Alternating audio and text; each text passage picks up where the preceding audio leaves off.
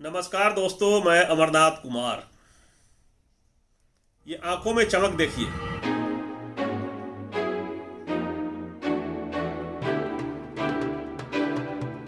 देखा आपने कैसी चमक है और कितना खुश हो रहे हैं। मिशन कंप्लीट हुआ, लाल चौक पे पहुंच रहे हैं, तिरंगा फहराया लाल चौक पे। ये खुशी की बात है। लाल चौक भारत का हिस्सा है, जम्मू कश्मीर भारत का हिस्सा है। जम्मू कश्मीर के लोग भी भारत में मिलके रहना चाहते हैं, लेकिन कुछ असामाजिक तत्व उनमें से कुछ लोगों को भड़का के देश तोड़ने की बात करते हैं। लेकिन अब अगर सर्वे कराएंगे, लोगों से मिलेंगे, तो आपको पता चलेगा कि लोग क्या चाहते हैं। सब लोग आपसी भाईचारा बना के एक साथ रहना चाहते हैं, इस देश में रहना चाहते हैं। भारत से बढ़िया कोई देश नहीं है।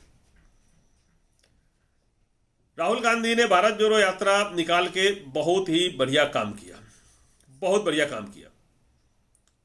राहुल गांधी को एक नया जन्म मिला है भारत जोड़ो यात्रा में। आप जब देखेंगे यात्रा की शुरुआत के दिन से एक एक दिन का वीडियो देखिए और फुटेज देखिए, तो आपको समझ में आएगा कि रोज उनमें परिवर्तन हुआ है। रोज, हर रोज एक नया परिवर्तन, एक नए रूप में। टी शर्ट और पैंट में निकले थे, लोगों ने कहा था कि पैंट और जूते पे बात चली थी। वो आदमी धीरे धीरे दाढ़ी बढ़ता हुआ, लुक बदलता हुआ, अलग अलग रूप में कहाँ पहुंच गए। उनके लुक को भी आतंकवादियों से जोड़ के देखा जा रहा था। लोगों ने तरह तरह के बातें किए, नेताओं ने गालियां तक निकाली, लेकिन वो विचलित नहीं हुए। वो अपने रास्ते पे चलते गए। उनका जो मिशन था वो मिशन पे चलते गए। ये सबसे बड़ी बात है कि अगर आप कोई गाली दे रहा है, आपको उस पर ध्यान ही मत दो। आप अपने काम में लगे रहो, मेहनत करते रहो, आगे बढ़ते रहो। राहुल गांधी जी ने भी यही किया, किसी को पलट के जवाब नहीं दिया, अपना काम करते रहे, आगे बढ़ते रहे। और पूरे भारत के लोग साउथ से लेकर नॉर्थ तक जहां भी गए, राहुल जी को गला लगाने के लिए बेचे। छोटे बच्चे से लेकर बूढ़ी अम्मा तक, दादा तक, सबके सब। और बहुत कुछ सीखा उन्होंने। कौन नेता है जो इतना लंबा यात्रा निकालता है? किसी ने नहीं निकाला भाई। इतने लोगों से कोई नहीं मिला जितने लोगों से इन्होंने हाथ मिलाया, लोगों से बातें की, कोई नहीं किया।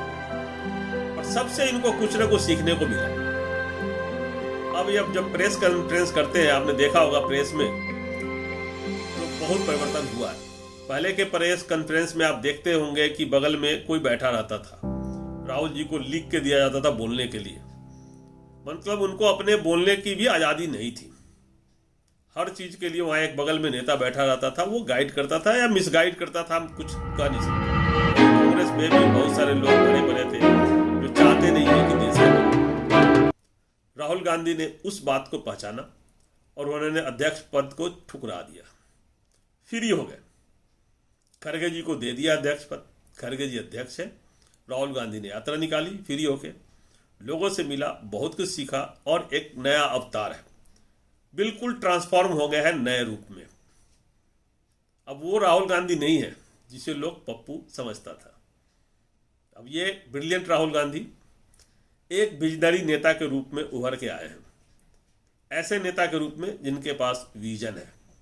उन्होंने एजुकेशन की बात कर रहे हैं, हेल्थ की बात कर रहे हैं, डेवलपमेंट की बात कर रहे हैं, सब कुछ कर रहे हैं, रोजगार की बात कर रहे हैं। कहा तो उन्होंने कि अगर मैं प्रधानमंत्री बनूंगा तो सबसे पहले शिक्षा व्यवस्था को दुरुस्त करूंगा, लोगों को रोजगार दूंगा, स्वास्थ्य सेवाओं को दुरुस्त करूंगा, और ये तीन चीज से ही देश आगे बढ़ता है। ये तीन चीज दे दीजिए, सब कुछ ठीक हो जाएगा। लोगों को शिक्षित कर दीजिए, वो अपने आप आगे बढ़ जाएगा, वो अपने आप मेहनत करके आगे बढ़ जाएगा। तो ये बहुत बड़ा बात उन्होंने कहा है और अपने मिशन पे कामयाब जरूर होंगे, मुझे ऐसा लगता है। उन्होंने कई बार इस सरकार को चेताया था, कई बार, अनेकों बार। 2013 में भी कहा था अडानी के लिए कि अडानी इस देश को लूट के भाग जाएगा, देश को बर्बाद कर देगा, प्रधानमंत्री के साथ मिलकर देश को लूट रहा है।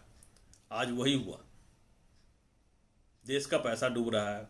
अडानी के शेयर में देश के कंपनियों का पैसा लगा हुआ है, बैंकों का, LIC का, और बहुत सारे PSU का, उनके शेयर में पैसा लगाया हुआ है हमारे देश की कंपनियों ने। अब वो शेयर के दाम गिर रहे हैं और पैसा डूब रहा है। 31 दिसंबर से लेके आज तक, मात्र 31 दिसंबर से लेके आज तक 3,40,000 करोड़ रुपए डूब गया अदानी जी का। 128 बिलियन डॉलर की संपत्ति थी अदानी जी का 31 दिसंबर को, जो आज घट के 86 बिलियन के आसपास है। तो पैसा घट रहा है। किसका पैसा जा रहा है? आपके मेहनत के पसीने की कमाई, आपके टैक्स के पैसे, आपके पैसे जो आपने लाइफ इंश्योरेंस कॉर्पोरेशन में महीने के हिसाब से जमा किया था। आपको जब मैच्योरिटी होने के बाद आपको पैसा मिलता, बोनस मिलता। अगर कुछ उल्टा पुल्टा हो गया तो आप लूट जाएंगे, बर्बाद हो जाएंगे।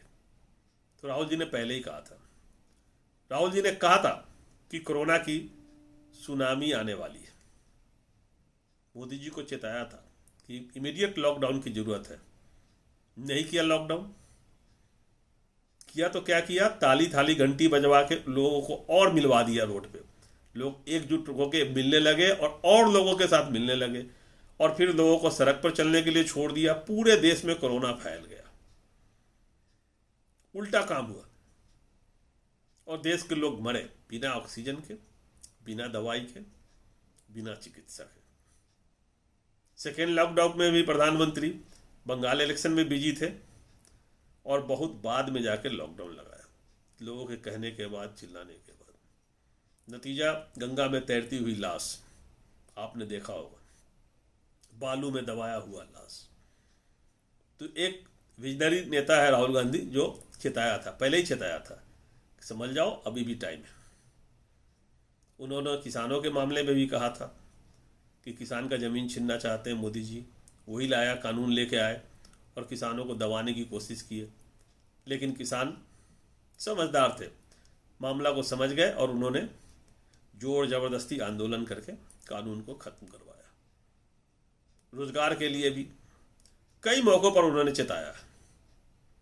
तो एक विजनरी नेता के रूप में उभरे हैं और एक नए अवतार में उभरे हैं। और देश की जनता जहाँ जिनसे मेरी बात हो रही है, अब उनमें राहुल गांधी के लिए एक्सेप्टेंस है। मैं हिंसा को समझता हूँ, उन्हें अपनाने मैंने के लिए हिंसा तैयार सही है।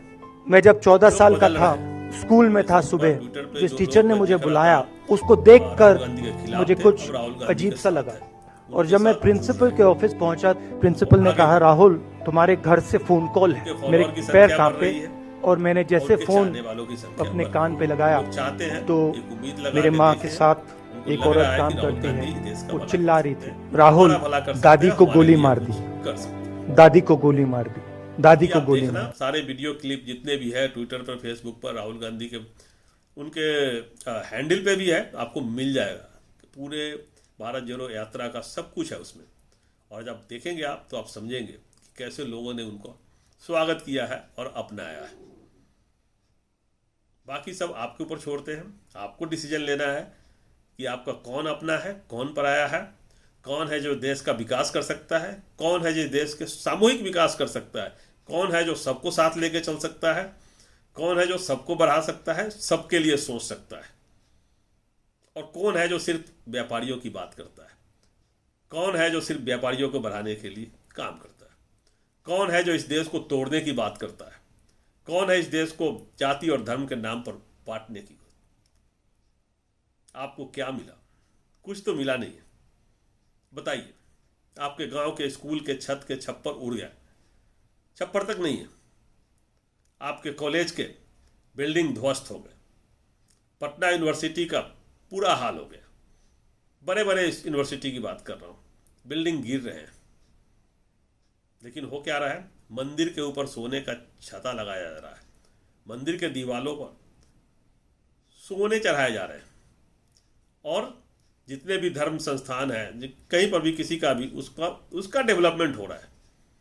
तो आप सोच सकते हैं कि जो मंदिर, मेन मंदिर होता है शिक्षा का मंदिर, जिससे ज्ञान मिलता है, उसको ध्वस्त किया जा रहा है, उसको बर्बाद किया जा रहा है। और दूसरे मंदिर का, जिसमें आप दान चढ़ाते हैं, उससे आपका कोई भला नहीं होता है। बहुत सारे पाखंडी पैदा होते हैं, आसाराम, राम रहीम पैदा होते हैं, नित्यानंद पैदा होते हैं, ये बागेश्वर जैसे ढोंगी पैदा होते हैं। और कालीचरण जैसे ढोंगी पैदा होते हैं, उसको देखिए। तो हरिद्वार में जाके करने वाला, धर्म संसद लाने वाला, उन सबको देखिए कैसे साधु हैं और कैसे कैसे साध्वी हैं। कुछ साध्वी आतंकवादी के रूप में भी पकड़े गए थे। तो आप सोच सकते हैं कि आपको स्कूल चाहिए, आपको ऑक्सीजन वाला अस्पताल चाहिए, आपको अच्छे रोड चाहिए, या मंदिर चाहिए। एक सरकार की क्या उपलब्धि होगी 2024 चुनाव से पहले? एक मंदिर बना दिया जी। किसके लिए बना दिया मंदिर? इन 10 सालों में कितने लोगों को रोजगार नहीं मिला, जो उनको नौकरी करने की उम्र सीमा निकल गई, उसके बारे में सोचा है? उनका तो जनरेशन बर्बाद हो गया, वो तो खत्म हो गए। तो ये सोचना कि आपको कहाँ भला होना है, किससे भला होना है। बहुत ज़्यादा पका दिया आप सबको। राहुल गांधी से शुरुआत की थी और राहुल गांधी पे ही ख़त्म कर रहे हैं। बहुत खुशी हुई देख के कि उनमें बहुत परिवर्तन हुआ है, बहुत ज़्यादा परिवर्तन हुआ है। वीडियो शेयर करें, चैनल सब्सक्राइब करें, बेल आइकन प्रेस करके रखें, जिससे आने वाले वीडियो का अपडेट मिलता रहे। जय हिंद, जय भारत।